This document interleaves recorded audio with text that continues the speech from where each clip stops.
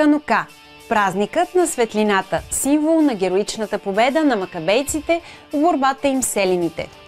В продължение на 8 дни във всички синагоги и във всяко еврейско семейство се палят свещи в ритуалния свещник Ханукия. Повече за традициите на този празник ще научим от Ави Бенеди, който ни отведе на една традиционна кашерна вечеря. Хак Ханука Самеах. Здравейте, приятели! Ние сме в еврейската синагога, а равинът ни покани да отпразнуваме заедно Ханука. Аз искам да ви покажа нашите традиции на този празник. Сега ще се помолим на иврит, а после ще ви обясним какво значение влагаме за традициите и всичко останало. Надявам се да ви бъде интересно. Благодаря ви!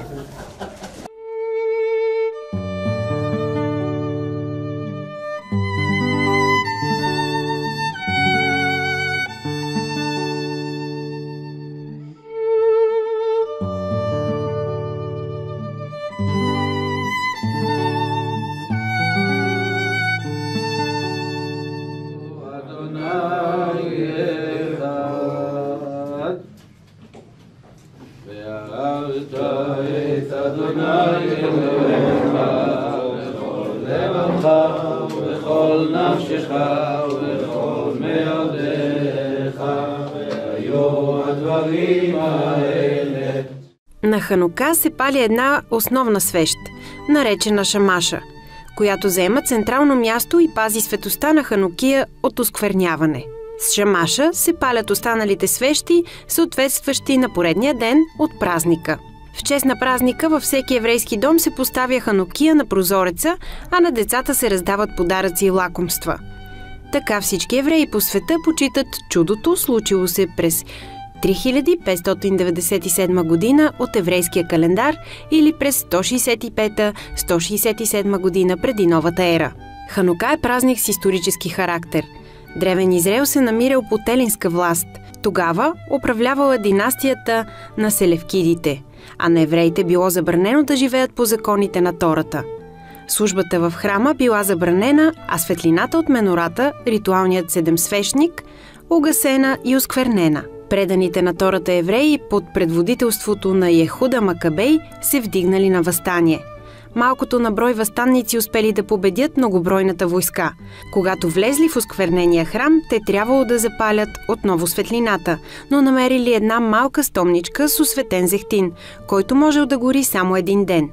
Тогава станало чудо. Светлината горяла в свещника цели 8 дни, колкото били нужни, за да бъде приготвено ново осветено масло. Затова и до днес евреите честват героичния подвиг на освобождението от робство и разказват историята на чудото.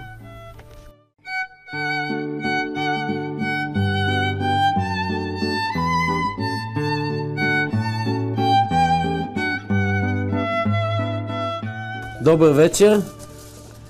Ние се намираме в празника Ханука, празника на светлина.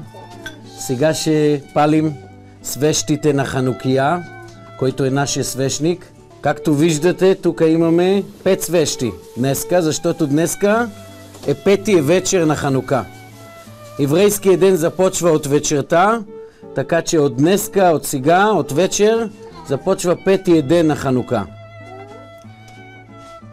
Когато палиме свещите на Ханука, трябва да кажем благословия. Тази благословия е благодарност на Господ за чудесата, който ни е направил в този светел празник. Когато ще кажем благословиите, всички ще отговарят Амен след благословиите.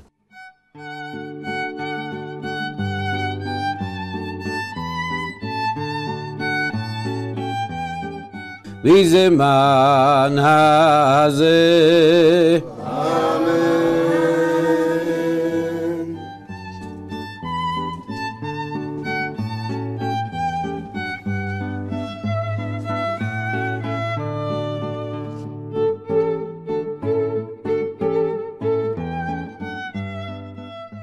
Както виждате,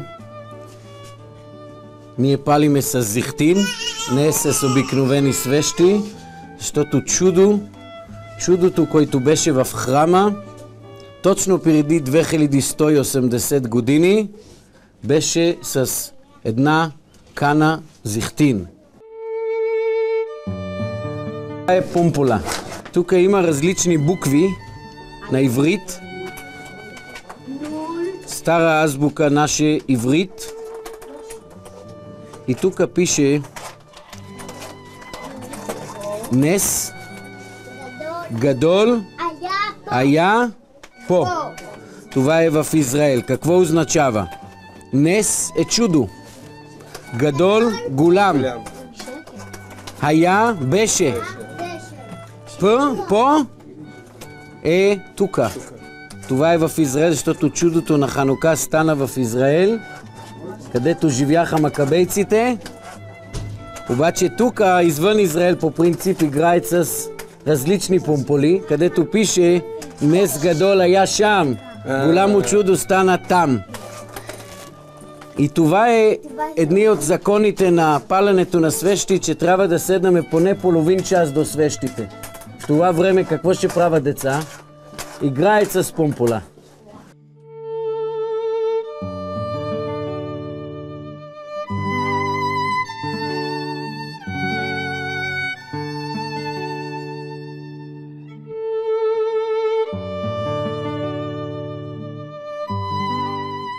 Думата Ханука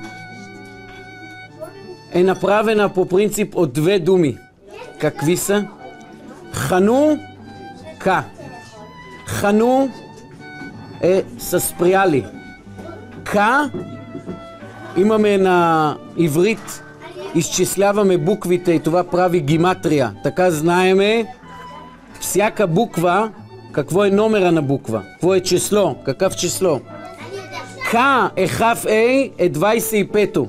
Какво стана на 25-то число? 25-то число е първият ден на празник. Е този ден, когато свършише война. Така че Ханука означава са спряли. Спряха войната на 25-то число. Втората идея на думата Ханука е освещаването. Лахнох Ханукат байт, Ханукат бейт амикдаш, Ханукат амизбех. Когато откриха храма на първи път, също подвижния храм в пустиня, също в Иерусалим, храма на цар Соломон, направиха откриването на храм. Това означава Ханука. Тези понички, това е традиционни ястия на този празник. Да, за това, че празника е, основата на празник е олио, зехтин, правиме много ядене с олио. Това е пържено в дълбок олио и го ядеме, то е сладко и то е хубаво. Барух, אתה אדוני, אלוהינו מלך העולם, בורא מיני מזונות.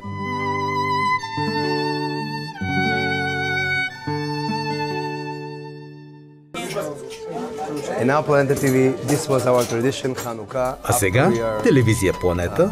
Това са традициите ни, свързани с Ханука. След като запалихме свещите и опитахме от традиционните понички, ще седнем да вечеряме заедно. Първо ще измием ръцете си, преди да докоснем хляба. Равинът също го прави. След това ще седнем заедно на трапезата.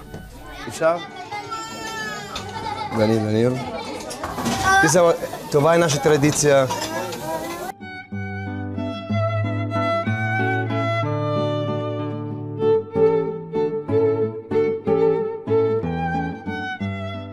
Специални ястия, освен каквото видяхме вече, поничките, пържени неща. И също трапезата в този празник не е задължително нещо, както на другите празници. Важното нещо, което правим в празника е паленето на свещи. Това е символа и възхвала, алел, специалните молитви, които правим сутрешната молитва. Това е важното нещо. Тая напитка е специална, правена в Израел от цитрон. Той плод като лимон и Този плод ние имаме специална традиция с него в началото на еврейската година, в празника Сукот. И това е специална напитка, която е направена от цитрон, внасена от Израел. Много е хубава. Лехаим на здраве, лехаим е на здраве. Добре дошли, Планета ТВ. Благодарим ви, че дойдохте при нас. Бог да ви даде много успехи. Да покажете само хубави неща в вашата телевизия, хубави кадри, хора, които са радостни хора. И да има само мир, да има добри неща.